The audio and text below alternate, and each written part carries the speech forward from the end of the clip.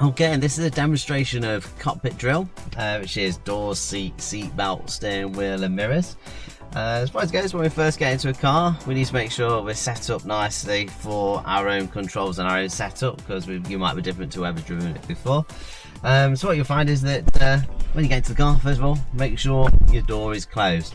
So as far as it goes with doors being closed, you hear that good thud of the door being closed, and looking down your door mirrors, the door lines appear to look flush or straight with the side of the bodywork. The other thing about it as well, you should notice any other passengers that their doors are also shut, and you hear that good thud. When you walk around your back of your vehicle, always make sure that your passenger door closed and also your boot is closed as well. I suppose when you have visual inspection, you can notice if your bonnet is slightly up. It should bleep up if any doors are open on your dashboard, or the interior light might be on, or you might have a bleep up saying your boot's open or your your bonnet's open. So you'd want to make sure that those are all set up nicely and not actually open. You need to actually go out, of course. Shouldn't bleep up any of your doors are open, and that's a good way of making sure your doors are physically closed. You've got visual and sometimes sounds that can help you know whether the door is actually shut, and also any bleeps on the dashboard. When it actually comes to the situation about doors, don't matter what order this is of course done in, but you can do it in any order as long as it kind of gets done. So door lines look flush and shut, so I'm happy with those. Let's go with the seats.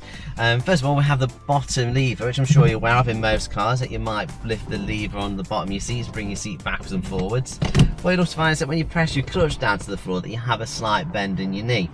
When it actually comes to being too restricted, if your clutch is a situation where you're too close, you can't actually lift the clutch. You'll find you're lifting it with your knee rather than actually lifting it up with your ankle and your foot. So what we want to do is not have too restricted movement, so we want to make sure our clutch is all the way down with a slight bend in our knee. When it actually comes to lifting it, we try and lift it and bring our heel to the floor. If you feel as though you can do that, then usually as you angle your foot reaches the floor, then that's when you're close to the biting point. This will hopefully make it so that then you're in that right control rather than lifting it with knees. With the seat as well, you do have this lumbar bit on the side of the seat, which wheels this lumbar bit backwards and forwards. What looks fine is that we can have the wrist over the top of our steering wheel. If you can get your wrist all over the top, then you're too cramped, too close, or this lumbar bit wants wheeling back. But if you can't reach, maybe you need to wheel it forward, but your steering wheel is adjustable. Remember, some vehicles don't have adjustable steering wheels, but this one comes towards you and away from you and up and down, which will show that movement in a moment. But you do have a lever on the side of the seat which jacks this seat up. Now you probably feel that I've jacked that all the way to the bottom and I'm kind of sat really low, so we don't want to be sat too high up. If you're sat too high up, you could have a limitation of being able to see traffic lights. But what it looks like is it feels like that eye lines and ear lines are halfway up your door pillar. What this does help you see over the dashboard. It also makes it so when you're looking through the back window that you can see over your back portion of your seats, because your back seats are usually sat slightly higher than the front. Don't want to alarm you, but you sat on your fuel tank there. But it's better being normally further to the passenger cell rather than being right at the bump where it could be punctured in an accident. So you actually sat on the fuel pump, fuel tank. So this is where you want to be. Make sure your eye line's halfway up, so you can again see over the back seats and head restraints. Okay, so that's that part. If you have adjustable head restraint, I do have seat covers on my car, but if you have adjustable head restraints, you would press a button on the side or on the lugs on the bottom, and you move your head restraint up or down and adjust it so you can feel like your eye line or ear line's halfway up your head restraint to give you the best possible protection in an accident. And you get this jolt forward, have airbags and things, and you get this jolt backwards. This is your restraint to stop your head going back, which can result in whiplash injuries from severe movements to your neck. Of course, you don't have anything to your sides, which is side impact is a problem. But in those situations at junctions and roundabouts, there are situations that they put in to make you get down to 10-50 miles per hour to minimise some of that severity of impact.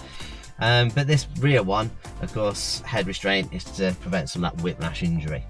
So that's going to be head restraint adjusted and seat adjusted. What remember with seat, you've got seat belt. So seat belt, must make sure our seat belt's fastened. Remember, it's only under the 1.3 meter aspect. They have to make sure they have appropriate booster seat or child restraint, and you want to have a good click. Be careful that you don't have any twisting your belt as well when you put your seat belt on. And I see sometimes students do this, don't have it under your arm, especially if you're pregnant as well. It's an issue because it can put more pressure on your tummy as you were lunged forward in an accident. But you want to make sure that this seatbelt is going over your shoulder and you have it across your lap. There is pre-tensioners, so what happens in an accident, there's pre-tensioners that tighten up your belt. So then if you think about it, as it tightens up the belt in an accident, it pulls you into the seat and tightens up the belt, and that can create some injuries if you don't have the seatbelt in the right place. Of course, if your hand's underneath, this is going to bring your hand up, and that can cause issues to other incidents and other injuries. So do make sure it's fastened correctly and safely. Should be put on your vehicle if you don't have your seatbelt fastened. But it's always handy to make sure everyone else does have the seatbelts fastened, because if they're under 14, it's driver responsibility and they get the offence. But if they're over age 14, it's their own responsibility. But always make sure people do have their seatbelts fastened. So that's the part to do with the seat and seatbelt. So with the mirrors, got to do that next, but quickly run through the steering wheel. We'll flip the steering wheel down, which is this lever underneath which fits the wheel, it down so you can adjust the wheel. You can pull the steering wheel towards you, it's telescopic and it moves up and down. But as long as you can see through this hollow part of the steering wheel, all your instruments and light cluster through your your instrument cluster, and you see all that through there, that's going to be adjusted correctly. Don't want it so low down because I can't see those clusters now at the top. I won't be able to see the top of the speedo, and it can interfere with my knees and things and feet when I'm actually driving. So what I want to find is that actually move it so I can see through that hemisphere of the steering wheel all the instrument cluster. I have a slight bend in my arm, wrist over the top. This one I can pull toward me slightly, and then now I'll get my wrist finally over the top. Now I can lift the lever up, of course, and then that locks into place and doesn't make it move. Important to lock it back in position, otherwise you have a loose wheel when you're driving. So with your centre mirror, you want to be able to adjust your centre mirror so you can see out the whole of the back window. So I adjust it around like this. Sometimes people want to do it with two hands. Be aware, don't put your thumbs and fingers on the glass, because then you'll find yourself with fingerprints all over the glass, impair your vision. So do keep a nice clean mirrors and nice clean situations like windows so you can see out of them. And of course, left and right mirror, you have the switch on the side here, which you can move to a left or an R for right, and when you actually do have your joystick, you can move it around like a joystick to move your mirror in or out or up or down. Now what I'm trying to look for is I'm looking to see first of all a sliver of the car, so I can see as much around me as possible can. But then my mirrors are halfway up the car. Mostly on most cars the mirror's halfway up. You look for something at the rear of your car that's halfway. This could be a door handle, or the rubber that runs at the bottom of the window on some vehicles, or the hip that the bodywork juts out on. What you're looking to find is that you have that midway point at the back of the car to be midway in your mirror. This way you get 50-50, half sky, half ground, and a sliver of the car so you can see as much around you.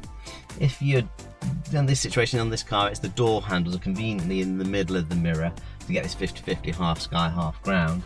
If that door handle was at the bottom of the mirror, I'll be looking at the sky. At the top of the mirror, I'll be looking at the floor. So to get that 50-50, half sky, half ground, rear door handles to be in the middle. It is a good way to make sure that's adjusted correctly. And of course, we have the turn blind spots. So that you can't see clear in your door mirrors. So this is where if I look behind this, head straight to that window of my left shoulder in the passenger seat, that's going to be rear passenger seat, the rear window, the left blind spot.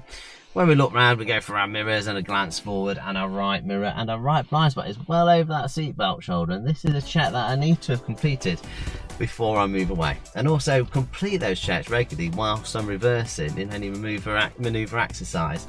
If I'm queuing traffic, I might consider checking around before traffic lights change if there's pedestrians that could possibly walk between vehicles. We don't really look over these blind spots though when we're driving, because we take our eyes off the road ahead, which could affect our steering, but also any hazards that we should see.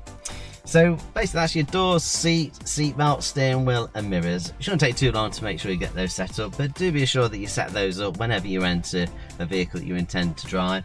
Of course, people are built differently and they have different adjustment settings, so do make sure it's set up for you. Okay.